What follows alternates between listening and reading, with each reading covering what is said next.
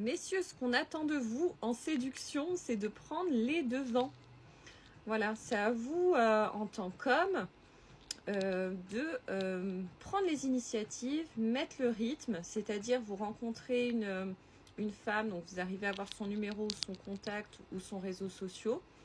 C'est à vous de vous investir, de commencer à lancer la conversation, proposer un rendez-vous. C'est comme ça. Nous sommes dans notre énergie féminine. Et ce qu'on attend, c'est voir si vous allez déjà vous investir en proposant des choses, en proposant de se voir, en prenant des nouvelles chaque jour, etc. C'est vrai que moi je dis souvent à mes amis, s'il ne t'envoie pas de message, ne va pas t'investir. C'est à lui de te montrer qu'il est intéressé par toi. C'est à lui de te proposer des choses. Nous, on doit rester dans notre part de féminité.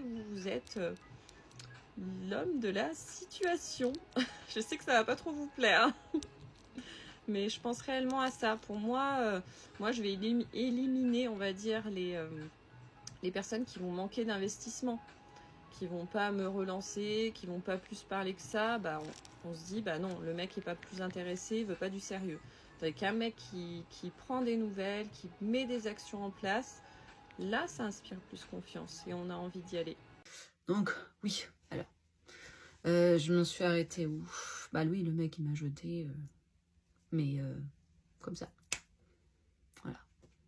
Alors, en fait, là, les filles, vous me dites, oui, il a voulu te protéger et tout. Non, non, non, non. Il n'a pas voulu me protéger moi, il a voulu se protéger lui. Il faut savoir que c'est quelqu'un qui a de l'argent, d'accord? Et il a 2 enfants. Il y en a un qui a 18 ans et l'autre, elle a 16 ans. Et en fait, parce que monsieur, bien évidemment, il est revenu à la charge. Il m'a envoyé des messages. Il m'a dit, oui, j'ai eu peur, j'ai voulu te protéger, etc.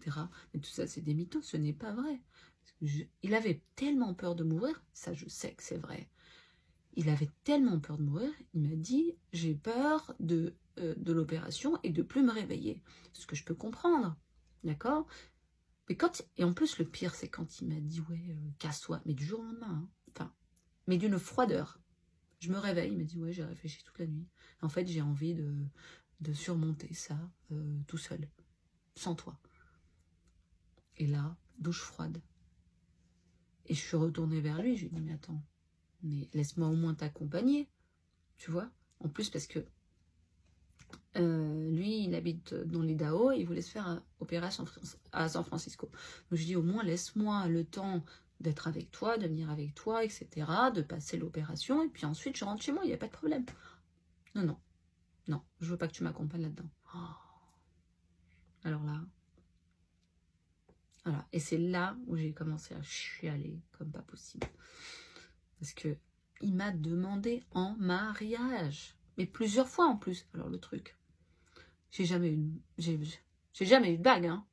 Alors oui, je t'aime, t'es la femme de ma vie, reste avec moi. Et quand j'étais là-bas, je restais là-bas. Donc mes affaires, bah reste tes affaires, de toute façon tu vas revenir. Et voilà. Et ben voilà. Le pire, le jour où je suis partie, j'avais des valises.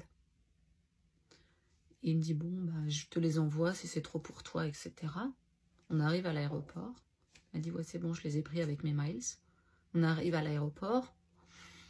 Et moi, parce que j'ai de la fierté, tu vois. Parce que avec les miles, ça fonctionnait pas, je sais pas quoi. Donc, moi, je pensais que ça faisait 100 $, tu vois. Donc, il sort sa carte bleue pour payer. Et moi, je lui dis, non, c'est bon, laisse, je vais payer. Et en fait, elle me sort 400 $. Je lui dis, putain. Et j'étais décolorée. Je me suis dit, putain, comment pas. J'ai rien dit. Et je pensais, je me suis dit, bon, allez, il va sortir sa carte bleue, il va dégainer, il va payer. Rien. Donc, je paye. Ça passe par miracle. Voilà. Et le mec, il me dit, allez, bon, bah, à plus. Je me casse. Voilà. Et donc, c'est pas pour me protéger moi. Il s'est protégé lui.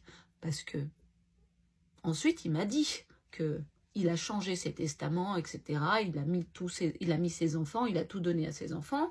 Donc en fait, il a réfléchi, le gars. Il s'est dit, mais si elle reste avec moi, et si on se marie vraiment, et je vais mourir, va falloir qu'elle récupère quelque chose, la grognasse.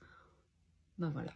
Je suis sûre que c'est ça. C'est pas pour me protéger moi, c'est pour se protéger lui. Parce qu'il va très très bien maintenant, actuellement, là où je vous parle. Et monsieur, il est revenu. L'année dernière, je parlais avec un bouc et tout. Enfin, il est venu, il a pris mon Insta et tout dans la rue.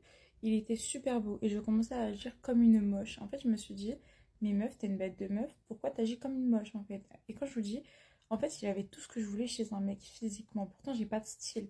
Il avait vraiment tout de A à Z. Ensuite, les mots, on commence à parler. Le mec, il est archi pas intéressant.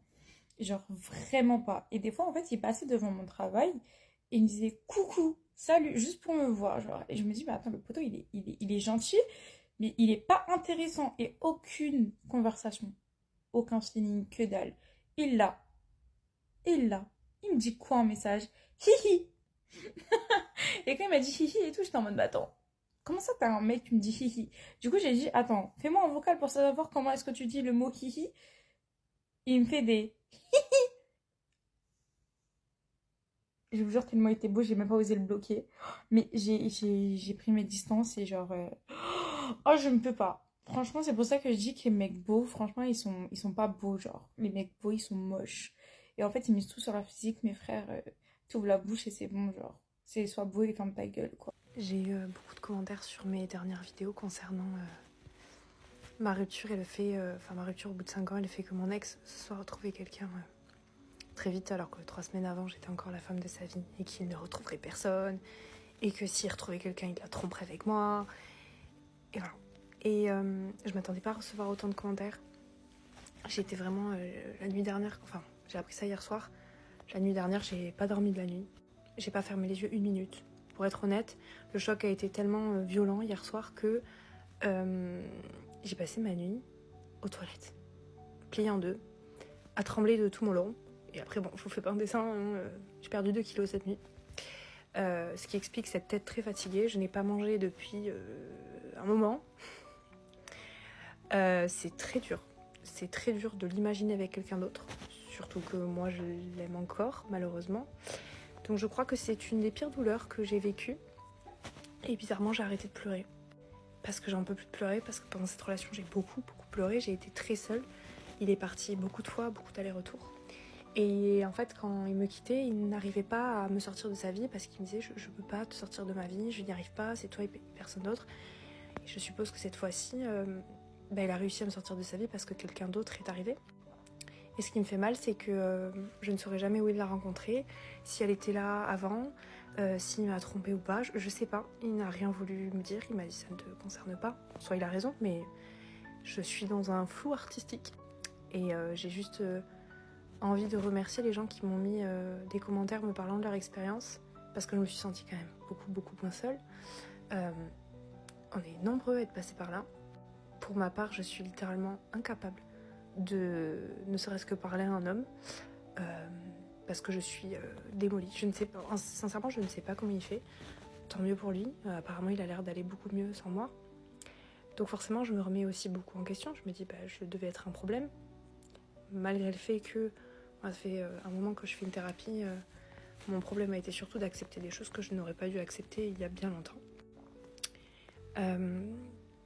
Mais je me remets beaucoup en question et je crois que là j'ai plus du tout envie ni de faire confiance à un homme, ni de me remettre avec quelqu'un, ni même d'envisager ne serait-ce qu'une histoire légère. Ça ne m'intéresse plus. En fait, je n'ai plus d'intérêt amoureux ou quoi que ce soit d'autre. Je suis vidée, je n'ai plus d'amour pour moi, donc je n'ai pas non plus d'amour à donner à quelqu'un. Et je ne sais pas comment il fait. Sûrement qu'il il était déjà plus amoureux de moi, j'en sais rien, probablement. Quand ma santé a commencé à dégringoler, j'ai senti qu'il s'était éloigné de moi. Ça m'a fait de la peine, mais j'ai envie de dire, je ne peux pas contrôler ses sentiments. Donc voilà, je voulais vraiment remercier les personnes qui ont mis des gentils commentaires parce que, comme je vous dis, j'ai eu besoin hier d'appeler le 3114. Alors non pas que j'avais envie de... mais parce que j'avais besoin de parler, j'avais besoin d'extérioriser. Et que physiquement, le choc est quand même très brutal. Sachant que j'ai quand même des maladies chroniques, j'ai déjà des problèmes physiques. Donc là, le choc me fout très mal. Donc voilà, mais écoutez, je lui souhaite qu'il soit heureux avec sa nouvelle conquête. J'espère pour lui que ça fonctionnera.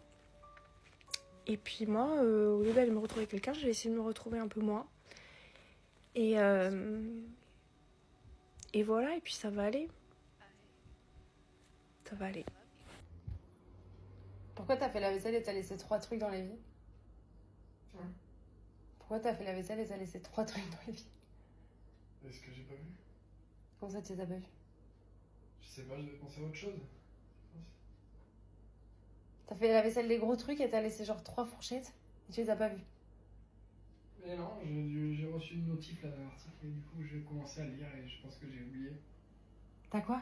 J'ai oublié. T'as oublié? Mais je pense qu'on les fera plus tard, c'est pas grave. Ah d'accord. Je les ferai plus tard. Ah d'accord. Bon, les filles, suite à ma vidéo d'hier, j'ai pas réussi à me mettre d'accord avec moi-même finalement sur quelle anecdote de date j'allais vous partager en premier. Donc j'ai décidé que c'est vous qui alliez choisir. Donc je vais vous mettre des contextes avec un peu de teasing et en fonction, choisissez quelle histoire je vous partage en premier. Premier contexte, un jeune, plus jeune que moi, 5 ans de moins, oups.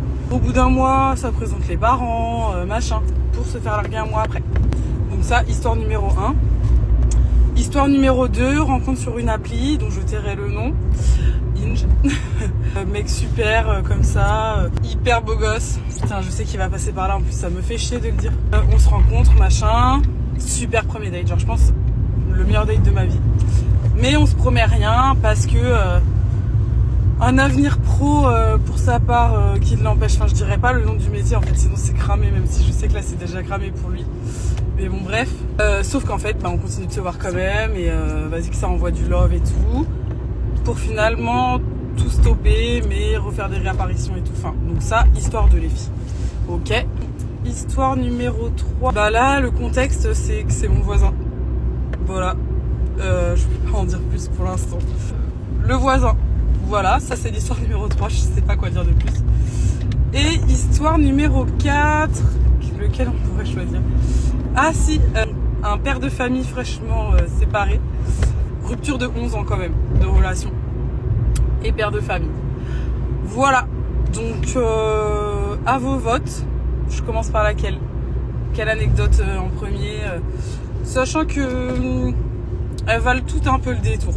Donc je vous laisse choisir en fonction de ce que je vous ai spoilé, enfin teasé plutôt. Voilà. Bah s'il y en a un d'entre vous qui passe par ici et qui se reconnaît, n'hésite pas à voter pour ton histoire. Femme, vie, liberté, femme, vie, liberté, femme, vie, liberté, femme, vie, liberté. Vous savez, Cooper, on peut perdre beaucoup d'argent en courant après une femme, mais on ne perdra jamais une femme en courant après l'argent.